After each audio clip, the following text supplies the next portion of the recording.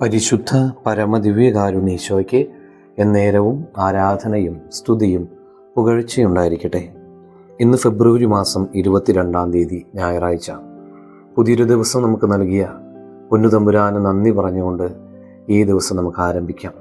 കർത്താവിന് പ്രതിഷ്ഠിതമായ ദിവസം ഏറ്റവും അനുഗ്രഹം നിറഞ്ഞ ദിവസമായി തീരട്ടെ. ലൂക്കാ സുവിശേഷം 19 അധ്യായം 3 വചനം എന്ന് ധ്യാനിക്കാം. യേശു ആരെന്ന് കാണാൻ അവൻ ആഗ്രഹിച്ചു. പൊക്കം കുറവായിരുന്നതിനാൽ ജനക്കൂട്ടത്തിൽ നിന്നുകൊണ്ട് അത് സാധ്യമായിരുന്നില്ല. യേശു സക്കേവൂസിനെ കണ്ടുമുട്ടുന്ന വചനഭാഗം. എല്ലാം ഉണ്ടായിട്ടും ഹൃദയം ശൂന്യമാണെന്ന് തിരിച്ചറിഞ്ഞവനാണ് സക്കേവൂസ്. ആരോടും പറഞ്ഞു മനസ്സിലാക്കാൻ പറ്റാത്ത എന്തോ ഒരു അസ്വസ്ഥത അവനുണ്ടായിട്ടുണ്ടാകും. അതുകൊണ്ടാണ് അവൻ യേശുവിനെ കാണാൻ ആഗ്രഹിച്ചത്. അവൻ്റെ കുറവുകളെല്ലാം പരിഹരിക്കാൻ അവൻ തയ്യാറാവുകയും ചെയ്തു.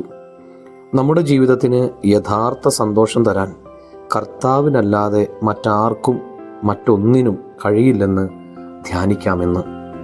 കർത്താവെ, അങ്ങയെ കാണാൻ ഞങ്ങളുടെ ആത്മീയ നേത്രങ്ങൾ തുറന്നു തരണമേ എന്ന് നമുക്കിന്ന് പ്രാർത്ഥിക്കാം. എല്ലാവർക്കും നല്ലൊരു ഞായറാഴ്ച ആശംസിക്കുന്നു. നമ്മുടെ കർത്താവ് ഈശോ മിശിഹായുടെ കൃപയും പിതാവായ ദൈവത്തിൻ്റെ സ്നേഹവും പരിശുദ്ധാത്മാവിൻ്റെ സഹവാസം ഉണ്ടാകട്ടെ, ഇപ്പോഴും എപ്പോഴും എന്നേക്കും. ആമേൻ.